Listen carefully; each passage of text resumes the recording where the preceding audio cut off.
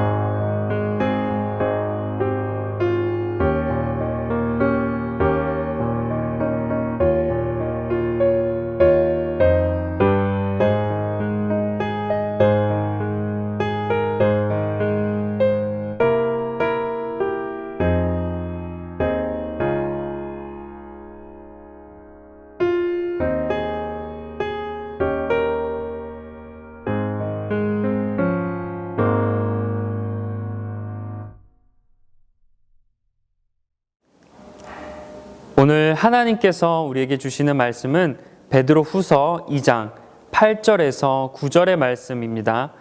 베드로 후서 2장 8절에서 9절의 말씀을 다 함께 읽겠습니다.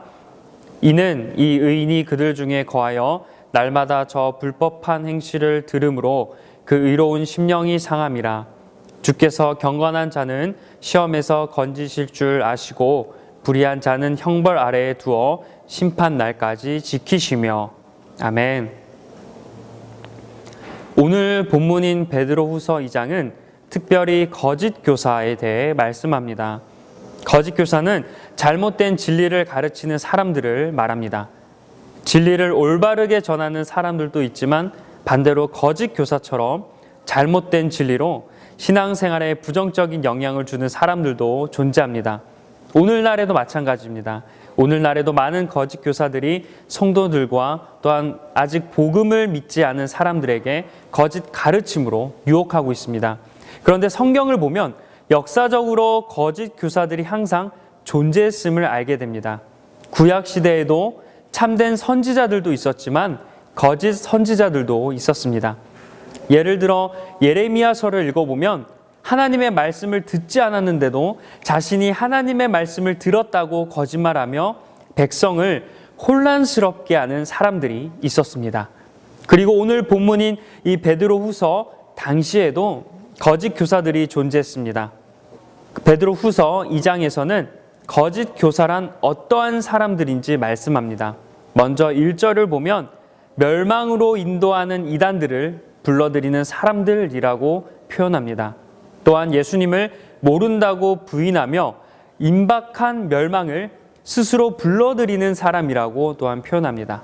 그리고 3절에서는 탐심과 욕심을 채우려고 거짓말을 하고 또한 사람들에게 이익을 취하여서 반드시 하나님의 심판을 받아서 멸망하게 되는 사람이라고 말씀합니다. 우리가 보기에는 거짓 교사들이 세상에 너무나 많은 것 같고 하나님께서는 왜 그들을 이렇게 자유롭게 활동하도록 내버려 두실까라는 의문이 들 때가 많이 있습니다. 그런데 오늘 말씀에서는 하나님께서 이러한 거짓 교사들을 절대 용서하지 않으시고 가만히 두시지 않는다고 분명하게 말씀하십니다. 그리고 하나님께서는 오직 의를 전한 노아와 그의 식구들 그리고 의로웠던 롯을 건지셨다라고 말씀합니다. 이처럼 하나님께서는 의인들은 끝까지 지켜주시지만 악인들은 벌하신다는 점을 우리가 깨닫게 됩니다. 여러분, 의인들은요, 거룩하게 구별된 곳에서 사는 사람들이 아닙니다. 아무리 의로운 사람이라도 똑같이 세상 속에서 살아가죠. 그래서 죄악과 음란과 거짓에 노출되어 있습니다. 본문 8절을 보면 의인은 거짓 교사들과 더불어 살아가기에 악한 행동들을 보게 되고 듣게 된다라고 말씀합니다. 이처럼 의인들은 신앙을 지키기에 어려운 환경 속에서 살아갑니다. 그러나 의인들에게는 다른 점이 있습니다. 다른 점이 무엇이냐면 어려운 환경 속에서도 노아처럼 의로움을 지키며 살아가는 사람이라는 점을 우리가 믿길 원합니다. 그런데 하나님께서는 이렇게 끝까지 거룩함을 지키며 살아가는 사람들을 반드시 지켜주신다라고 말씀합니다. 9절에서 하나님께서는 경건한 자는 시험에서 건져내신다고 분명히 약속하십니다. 하나님은 죄가 가득한 세상 속에서 의로움을 지키기 위해 고군분투하는 자들을 절대 외면하지 않으실 줄 믿습니다. 어떠한 어려움과 유혹 속에서도 의롭게 살아가는 자들을 하나님께서는 끝까지 보호하시는 분임을 기억하길 소망합니다. 사랑하는 성도 여러분, 신앙을 지키기 힘든 세상 속에서 믿음대로 살아가느라 많이 힘드시죠? 나는 말씀대로 살아가고 싶지만 마음대로 쉽게 되지 않습니다. 또한 예수님의 성품을 닮아서 살아가려고 노력하지만 나도 모르게 미움, 분노, 시기하는 마음들을 이렇게 볼 때가 너무나도 많습니다. 그러나 여러분, 그럼에도 불구하고 노아와 롯처럼 계속해서 의롭게 살아가길 간절히 축원합니다. 불의가 가득한 세상에서 거짓 교사들의 가르침과 또한 죄의 유혹에 넘어가지 마시고 끝까지 거룩함을 유지하시길 소망합니다.